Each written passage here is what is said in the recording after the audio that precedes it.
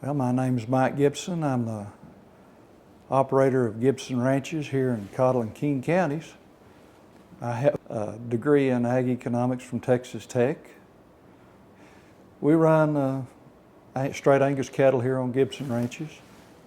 We've used Gardiner genetics for probably 18 or 20 years, and we've seen a vast improvement in our cattle from using Gardiner genetics. Now, since we've used Angus genetics, our cattle have gotten gentler, easier to handle, increased fertility. Our breed-ups are good, our weaning weights are good. All these things have improved because of the Gardiner Ranch genetics. We used to be a fall calving outfit, calved primarily in October, but because of the increased genetics, I've switched to a spring calving herd, basically a February calf now.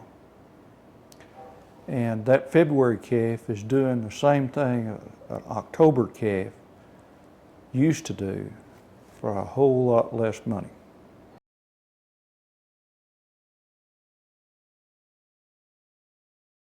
You know, used to, everybody thought you had to have a lot of ear on these cattle to live in the hot environments and handle the flies and things, but I can't tell that it's bothered these Angus cattle at all. A lot of my cow side is based on Montana genetics coming out of that cooler environment, but they've acclimated well. The Gardiner Ranch bulls, they're raised in a similar environment. We're not that different. The Angus cattle handle this hot, hard Texas country fine. Because the Angus cattle are gentle, we're able to handle them.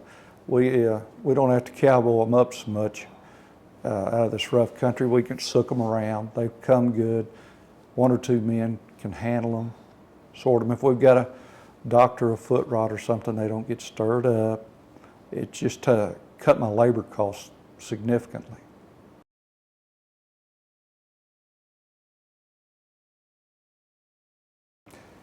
People come to me to buy these Angus cattle.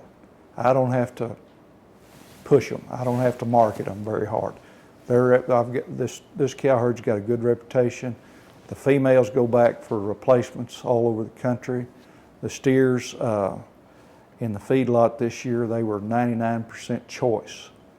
So they go into an all-natural program. So, you know, they went in the feedlot in December, came out in April, in that good April market. And for a February calf to do that, that's pretty darn good.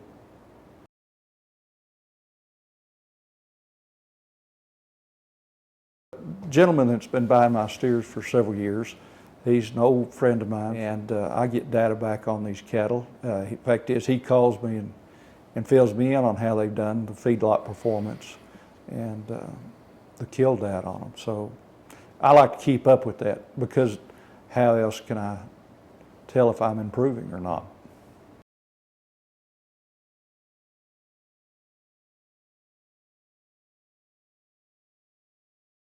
I kept a whole set of heifers, one calf crop, bred them and sent them down to San Saba, to the sale down there. They did it very well at the sale. The follow-up with the different buyers suggested that the cattle, they calved out real easy. They loved the cattle. They'd gotten grown quick.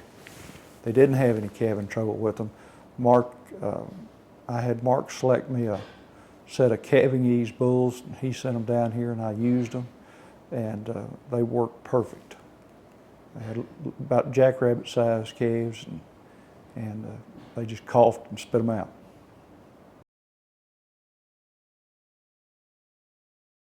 The way I worked it, it's kind of like my dad worked it.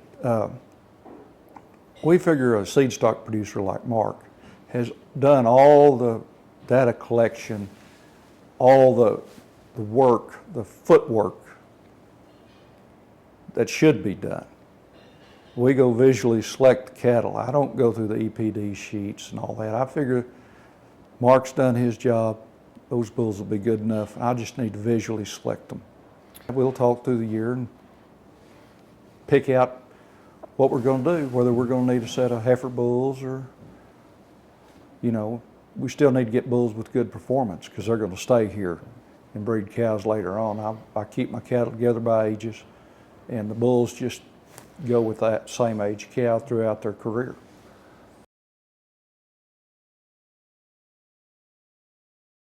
Both sides of my family got out here with the first herds of cattle. Our family saw this country before the brush took it. They knew what was here.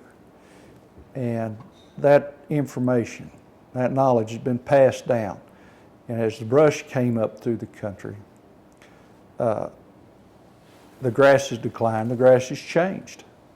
We had a lot of different tough, coarser grasses move in. Well, to get it back like it was, well, can't ever get it back like it was, but I grub a lot of country.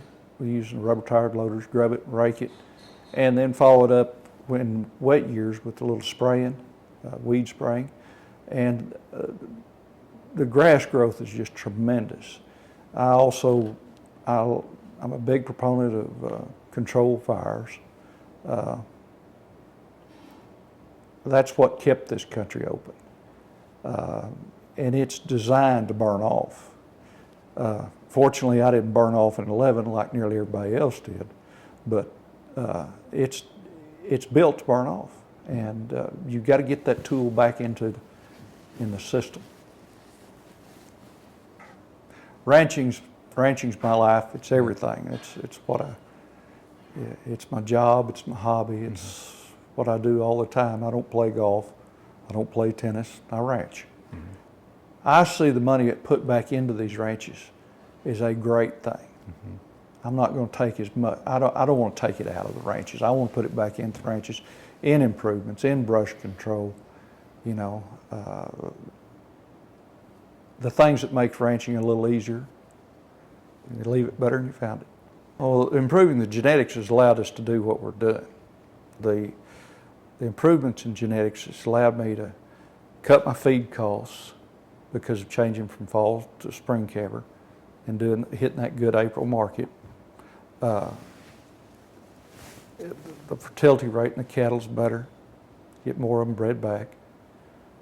Just the genetic improvements is just startling in the last 20 years in the cattle business. The seed stock producers, they've got so much data now. They can cull through their herds so quickly now, know what they want, and that translated into a good deal for us commercial cattlemen.